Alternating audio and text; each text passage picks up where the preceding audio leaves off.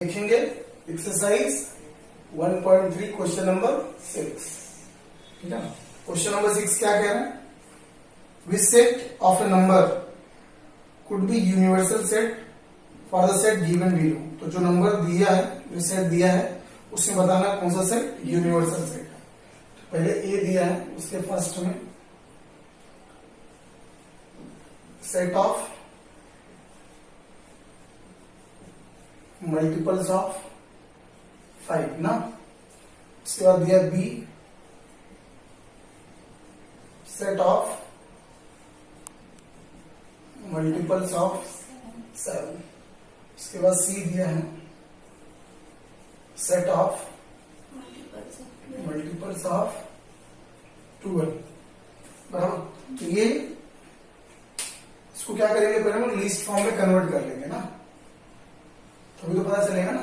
Set of multiple of 5 क्या होगा? 5, 10, 15, 20, 25, 30, 35, 40, 45, 50 so on, बढ़ता जाएगा ना। अब सेट ऑफ मल्टीपल ऑफ 7 क्या हो जाएगा? 7, 14, 21, 28, 35, 42, 49, 56, 63, 70 सो ऑन। है ना। अब उसके बाद आ गया मल्टीपल ऑफ 12, 36, 48, 60, 72, 84, 96, 108, 120 सो ऑन ना। तब इसमें बताना यूनिवर्सल सेट कौन होगा। यूनिवर्सल सेट का मतलब वो क्या होगा, जिसमें सभी एलिमेंट आ जाए। तो ये देखो 5, 10 इसमें नहीं आ रहा, न इसमें आ रहा 5, तो यहां पे कोई नहीं है, तो क्या लिखेंगे? No one is as universal set. कोई भी यूनिवर्सल सेट नहीं हो, क्योंकि यहाँ पे 12 से स्टार्ट हो रहा है, यहाँ पे 7 से स्टार्ट हो रहा है, तो यहाँ पे क्या हो रहा है? 5 किसी में नहीं आ रहा है। दैट में तीनों में कोई भी यूनिवर्सल सेट एज कंसीडर नहीं होगा। तो पहला क्या आंसर आ गया कि no one is as universal set. कोई भी यूनिवर्सल सेट नहीं होगा। ठीक है ना। क्यों नहीं होगा? क्योंकि 5 किसी में भी इंक्लूड नहीं होगा। दूसरा दिया इसमें कि पी जो है सेकेंड में, पी क्या दिया है? Set of integer, set of integers which are multiples of 4। ये सो है। उसके बाद दिया T set of all even square,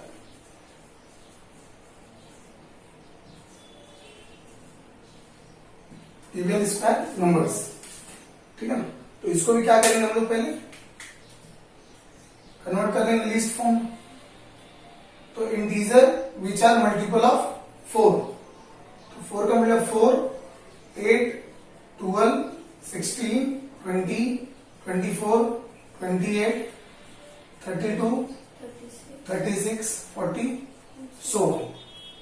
उस तरह से यहां पे टी में square of even, square of even 2 का स्क्वायर 4 ना, 4 का स्क्वायर 16, 6 का स्क्वायर 36, उसका 8 का स्क्वायर 64, उसका 10 का स्क्वायर 100, 12 का स्क्वायर 120, 144, उसके बाद 12, 14, 196 सो ऑन।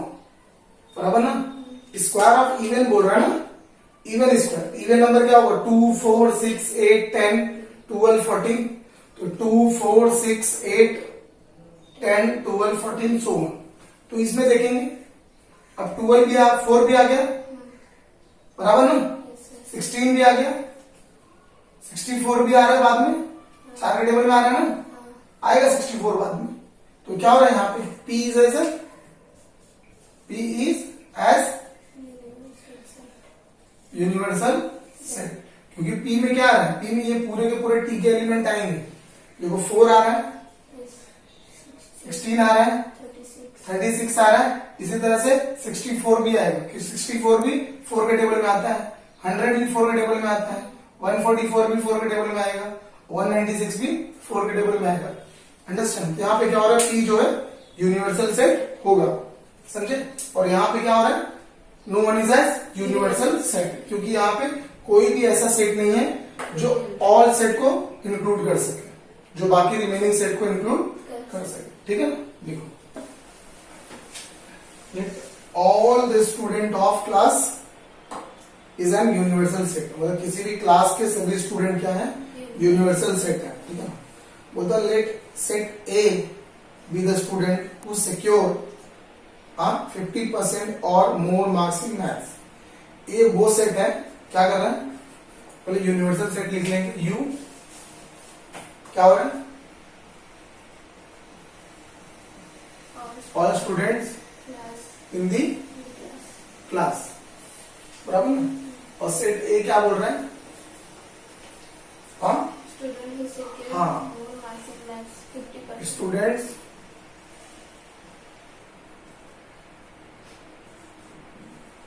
%50 और मोर ना,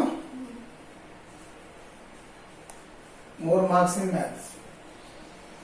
तो क्या निकालना है, ए डैश, ए कंपोनेंट ना। अगर पूरे में से 50% और उससे ज्यादा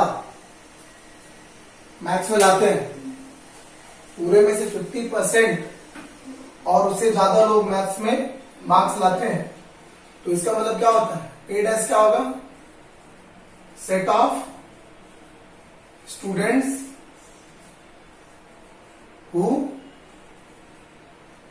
सिक्योर 50% और लेस मार्क्स इन मैथ्स। तो 50% और उससे लेस मार्क्स स्कोर करेंगे किसमें, मैथ्स में, समझे ना? क्योंकि अगर 50% है, पूरे 50% अगर स्कोर कर रहे हैं, तो इसका मतलब क्या होगा कि 50% फिर नहीं करेंगे, 50-50 हो गया। और अगर मोर कर रहे हैं तो लेस करेंगे, अगर 50 से ज्यादा कर रहे हैं, समझ 60% कर रहे हैं, तो यहाँ 40% होगा, बराबर नहीं? तो अगर ये मोर हो रहा है तो ये लेस हो जाएगा, और ये एग्जैक्ट 50 हो रहा है तो ये भी एग्जैक्ट 50 होगा ना। अगर समझ लो 100 बच्चे हैं, 100 में 50 पास हुए, 50 फेल हुए, और मैंने कहा 50 से ज्यादा पास हुए, तो कितने लोग फेल हुए, 50 से कम फेल हुए, बराबर? 50 ज्यादा पास हो गए, 60 लोग पास हो गए, तो 40 लोग फेल हो, ये सब समझे? लिख लो इसको, क्या टॉपिक है, इंटरसेक्शन ऑफ टू सेट्स। हाँ, इंटरसेक्शन ऑफ टू सेट्स, ठीक है ना? तो इसको हम इंडिकेट करते हैं, मान लो let that two sets are A and B. अगर मान लो वो ए और बी वो टू सेट है, तो देयरफॉर उसका इंटरसेक्शन क्या होगा, ए इंटरसेक्शन बी। उसको ऐसे इंडिकेट करेंगे, ए इंटरसेक्शन बी, ठीक है? एग्जाम्पल लेते हैं, इसको कैसे इंडिकेट करते हैं। अगर मान लो कोई एक सेट है ए, 2, 4, 6, 8, 10, ठीक है? और दूसरा सेट है बी, 4, 8, 12, 16, ठीक है ना? तो ए इंटरसेक्शन बी क्या लिखेंगे, जो दोनों में कॉमन है, तो 4, 8 दोनों में कॉमन है, तो क्या आ जाएगा 4,8, ठीक है ना? और इसका अगर आप बनाएंगे वेन डायग्राम, ठीक है ना, ये हो जाएगा इनका U, और यहां पे आ जाएगा 4, 8, क्योंकि दोनों कॉमन पार्ट है। बाकी 2, 6, 10 इधर और 12, 16 इधर, समझे? तो 4, 8 दोनों का क्या आ गया, कॉमन पार्ट है, तो उसको कहते हैं इंटरसेक्शन ऑफ सेट। जैसे एक और एग्जांपल ले लेते हैं हम।